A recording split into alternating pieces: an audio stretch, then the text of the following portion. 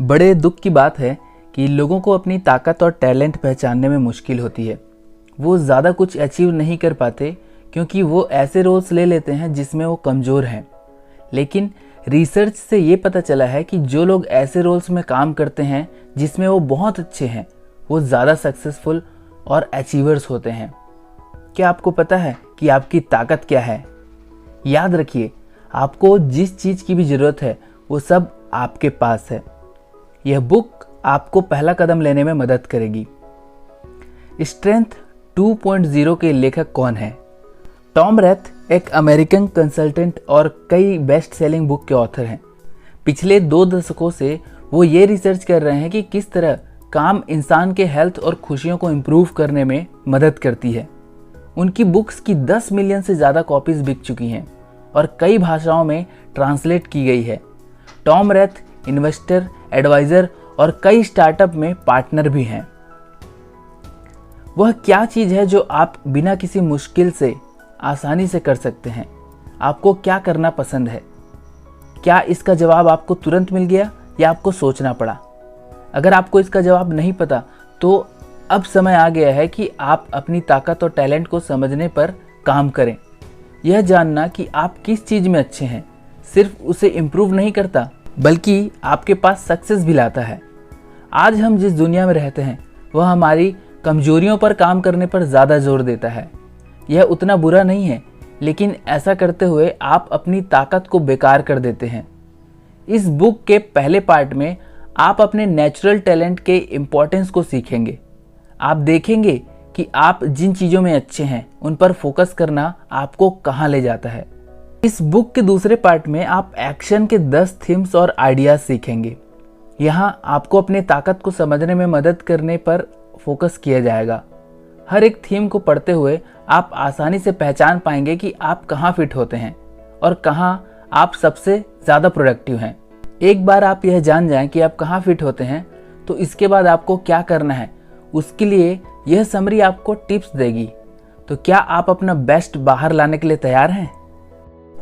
Part 1, अपनी ताकत को खोजना, finding your strength. Natural talent वह चीज़ है जिसमें हम सब पहले से ही अच्छे हैं और उसे बढ़ाने का बहुत स्कोप होता है। लेकिन हमारी कमजोरियों पर फोकस करना, जैसे कि हमें सिखाया गया है, सबसे मुश्किल होता है। अपनी कमजोरियों पर काम करना ऐसे ही है जैसे ईंट की दीवार के गिरने का इंतज़ार करना, क्योंकि आप उसे बार बार हिलाने की कोशिश कर रहे हैं। लेकिन सच्चाई यह है कि आप किसी चीज़ के लिए अगर स्ट्रगल कर रहे हैं तो इसका मतलब है कि आप उस चीज़ में अच्छे नहीं हैं। हर इंसान में किसी ना किसी एरिया में सक्सेसफुल होने के लिए पोटेंशियल होता है। आपको बस इतना करना है कि आपको उस चीज़ में अपना समय, मेहनत और एनर्जी लगाना है जिसमें आप नेचुरली अच्छे हैं। हेक्टर एक बहुत कमाल के मोची थे। वो मैक्सिको में काम करते थे, लेकिन वो अपने जूते बनाने के हुनर के लिए फ्रांस जैसे दूर दराज की जगहों पर भी जाने जाते थे। लोगों का दावा था कि वे दुनिया के सबसे अच्छे मोची थे। लेकिन हेक्टर अपने छोटे बिजनेस से ना तो खुश थे और ना ही संतुष्ट। वो आमतौर पर हफ्तों में 30 जोड़ी जूते बनाते थे, लेकिन उन्हें पता था कि उनके पास ज़्यादा बनाने की ताकत है। उनके एक दोस्त ने उनसे पूछा कि जब जानते हैं कि वे ज़्यादा बना सकते हैं तो वो इतने कम क्यों बनाते हैं? हेक्टर ने अपने दोस्त को समझाया कि वह भले ही एक बहुत अच्छा मोची हो, लेकिन वो अच्छे सेल्समैन नहीं हैं और उसे पैसे वसूलने में मुश्किल होती है। वो अपना ज़्यादातर समय जूते बनाने के बजाय, जो कि उसका नेचुरल टैलेंट है, अच्छा सेल्समैन बनाने में लगाता है, जो कि उसकी कमजोरी है। तो हेक्टर के दोस्त ने उसे सर्जियो से मिलवाया। सर्जियो एक बहुत अच्छा मार्केटर और एक नेचुरल सेल्समैन था। दोनों ने देखा कि एक साथ काम करने में दोनों का ही फायदा है, तो उन्होंने एक साथ काम करना तय किया। 1 साल बाद हेक्टर और सर्जियो हर हफ्ते सैकड़ों जोड़ी बनाते, बेचते और उसके पैसे वसूलने लगे। यह एक सिंपल स्टोरी है कि अगर आप अपनी ताकत बढ़ाएं और जिस काम में अच्छे हैं वो करने में फोकस करें तो आप बहुत कुछ हासिल कर सकते हैं। पार्ट 2, अपनी ताकत को अप्लाई करना, अप्लाइंग योर स्ट्रेंथ। एक्शन के 10 थीम्स और आइडियाज़ इस प्रकार हैं। इस बुक का दूसरा पार्ट हर थीम से जुड़े कैरेक्टरिस्टिक्स को समझकर आपको अपनी ताकत पहचानने में मदद करेगा और साथ में आपका अगला कोर्स ऑफ एक्शन क्या होना चाहिए और अलग अलग थीम के लोगों के साथ मिलकर किस तरह काम करना है, इस पर भी टिप्स दिए जाएंगे। पहला है अचीवर। अचीवर होने का मतलब है कि आपको हर दिन 0 से स्टार्ट करने से भी कोई फर्क नहीं पड़ता, लेकिन दिन के आखिर में आपको अच्छा फील करने के लिए कुछ न कुछ हासिल करना होगा। जिस दिन आपने कुछ हासिल नहीं किया उस दिन आप खुश नहीं होंगे, हमेशा और ज़्यादा पाने की इच्छा रहती है। मेलन एक इमरजेंसी रूम नर्स है। हर दिन वो वह सब देखती है जो उन्हें अचीव किया है और उसके लिए खुद को पॉइंट देती है। मेलेनी कहेगी, आज मैंने इमरजेंसी रूम इक्विपमेंट फिक्स किया और डिलीवरी किया। मैंने और मेरी असिस्टेंट ने लॉग बुक को इम्प्रूव करने का तरीका खोजा। मुझे खुद के लिए अच्छा फील हो रहा है। अचीवर बनने के एक्शन के लिए आइडियाज़। ऐसे जॉब पर काम करिए जो आपको जितनी आप चाहें उतनी ज़्यादा मेहनत करने की और आपको अपनी प्रोडक्टिविटी अपने हिसाब से नापने की आज़ादी दे। खुद को अपना गोल पूरा करने के लिए समय दें और जब आप उस गोल को पूरा कर लें तो खुद को इसके लिए पॉइंट दें। अपने सक्सेस को एंजॉय और सेलिब्रेट करें।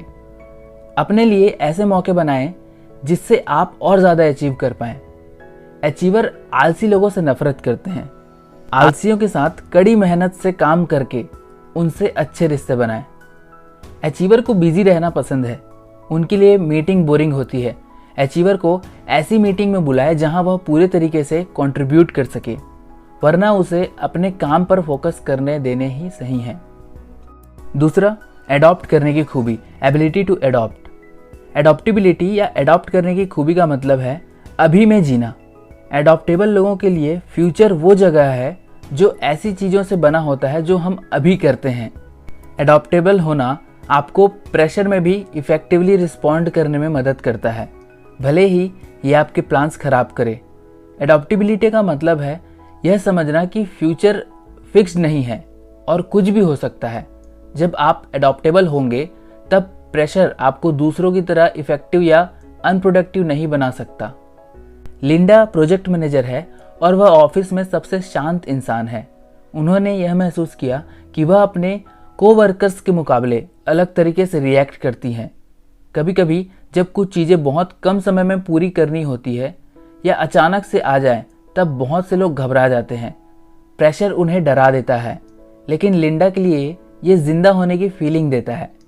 वह प्रेशर जिस पर तुरंत ध्यान देने की ज़रूरत है वह उन्हें बहुत एक्साइट करता है। इस कारण से लिंडा बहुत प्रेशर में भी बहुत फ्लेक्सिबल और प्रोडक्टिव बनी रहती है। एडॉप्टेबल बनने के एक्शन के लिए आइडियाज़। टेंस स्थिति में दूसरों को भरोसा दिलाने वाले शांत इंसान बने। आप चीज़ों की ओर कितनी जल्दी रिएक्ट करते हैं उस पर काम करें। दूसरों को अपने लिए प्लान करने दें। ऐसे रोल्स पर फोकस करें जिसमें फ्लेक्सिबिलिटी की ज़रूरत हो, जैसे कि ऑफिस के रोज़मर्रा के बदलाव। एडॉप्टेबल लोगों के साथ काम करना। ऐसे लोगों के साथ काम करना आसान होता है क्योंकि उनकी फ्लेक्सिबिलिटी के कारण दूसरों के लिए आरामदायक माहौल बन जाता है। यह शॉर्ट टर्म और अर्जेंट प्रोजेक्ट्स पर काम करने के लिए ज़्यादा अच्छे होते हैं। तीसरा, एनालिटिकल। एनालिटिकल इंसान के तौर पर आपको किसी भी दावे को सच मानने के लिए प्रूफ की ज़रूरत होती है। आप किसी भी आइडिया के एक एक करके सभी लेयर्स को देखते हैं जब तक आप इसकी जड़ तक ना देख लें। दूसरे शब्दों में, आप यह जानना चाहते हैं कि वह आइडिया सच में उतना अच्छा है या नहीं जितना वह सुनने में लग रहा है। आपको हर आइडिया के साथ नंबर और डेटा चाहिए होता है और आप यह समझना चाहते हैं कि एक चीज़ किस तरह दूसरी चीज़ से इफ़ेक्ट करेगा।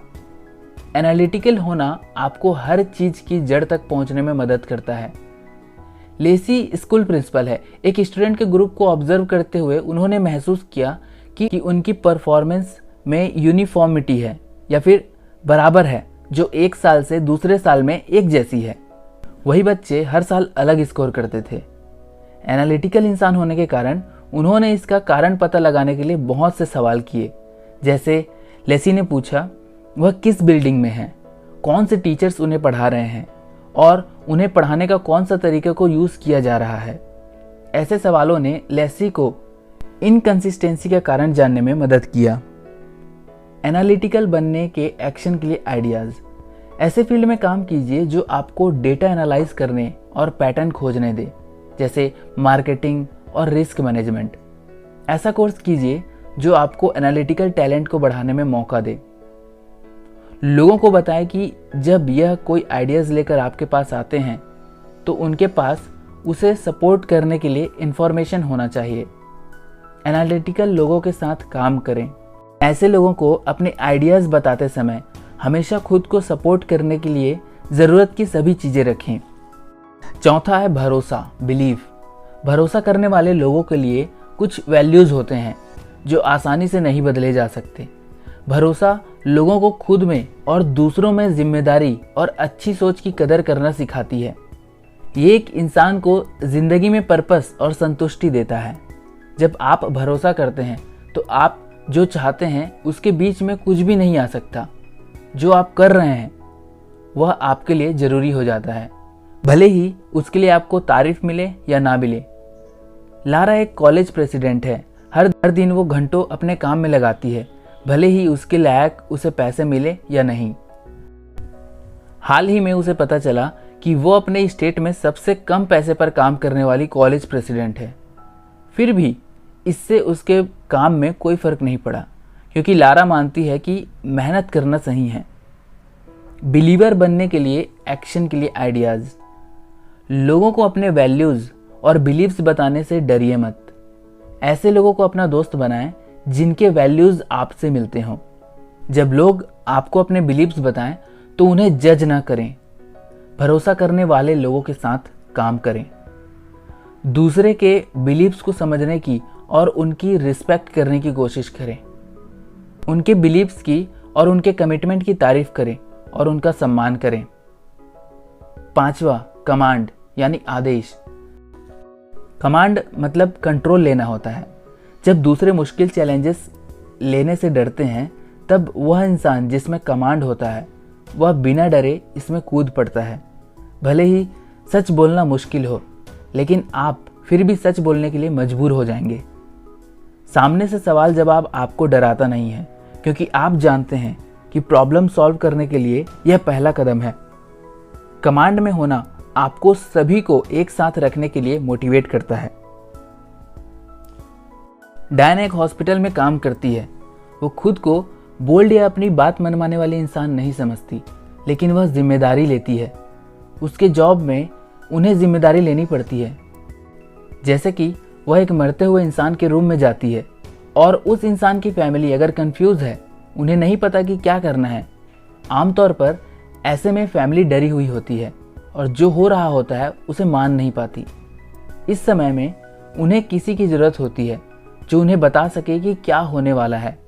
डायन की जॉब आसान नहीं है, लेकिन फैमिली सच जानना चाहती है और डायन को सच बताना पड़ता है।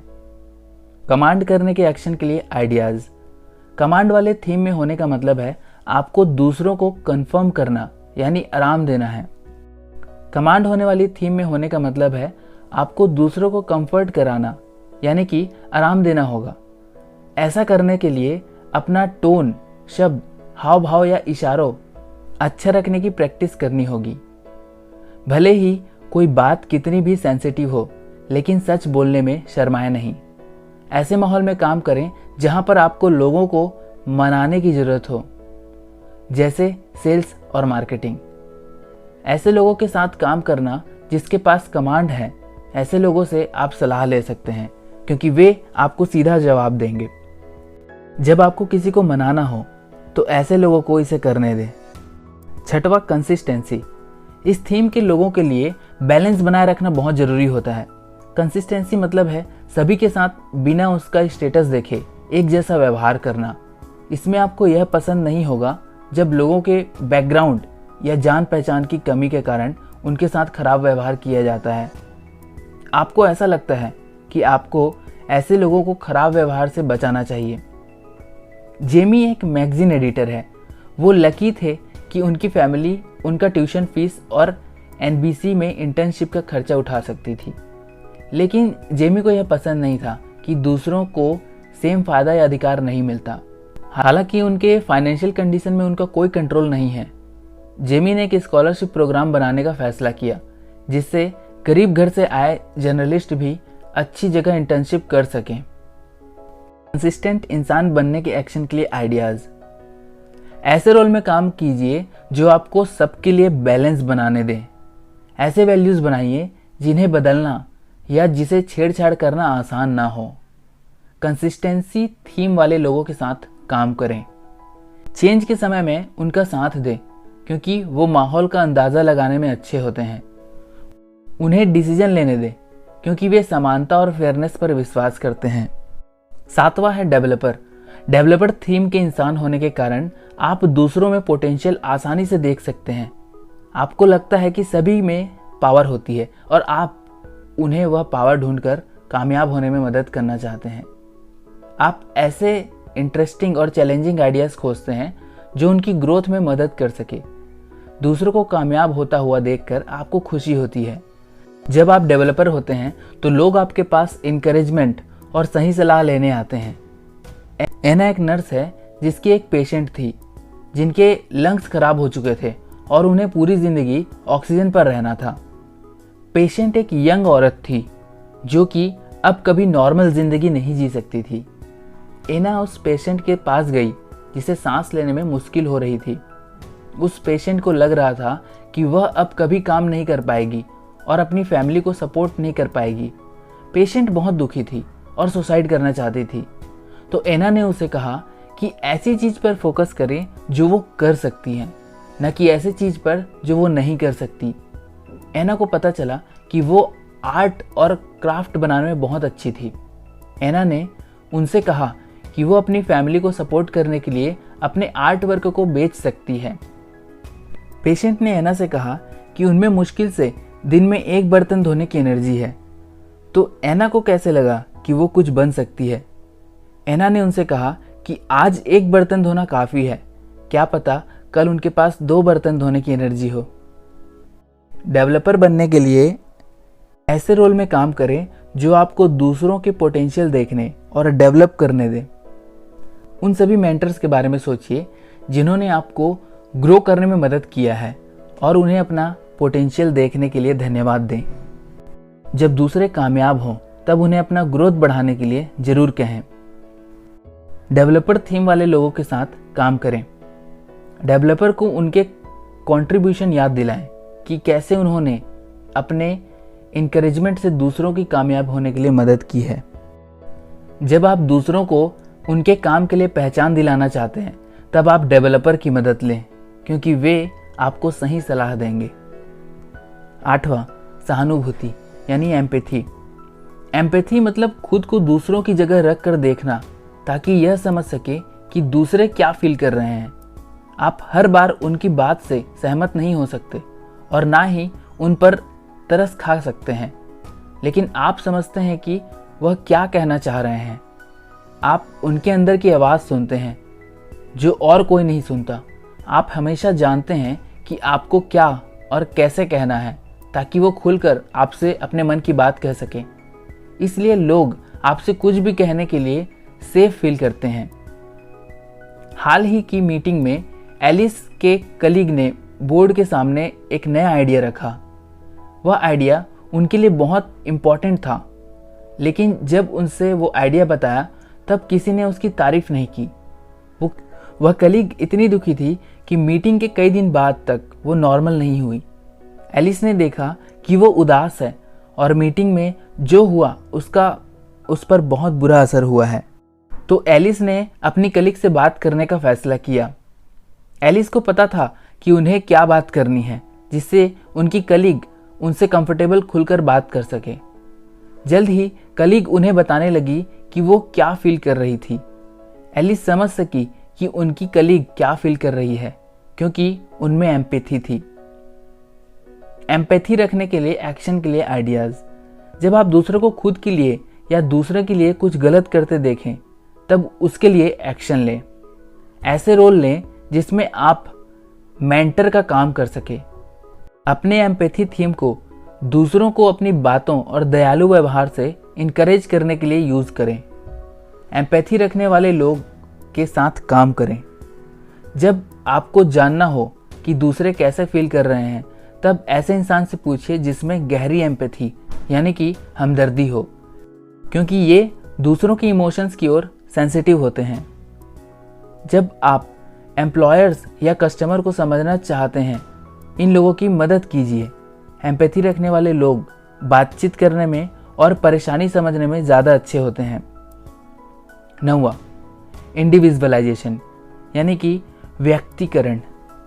इंडिविजुअलाइजेशन जो थीम है, जो लोगों के अंदर की यूनिकनेस को अप्रिशिएट करती है। आप लोगों के बीच के फ़र्क पर फोकस करना पसंद करते हैं और आपको अच्छा नहीं लगता जब लोग जनरलाइज्ड या आम बना दिए जाते हैं।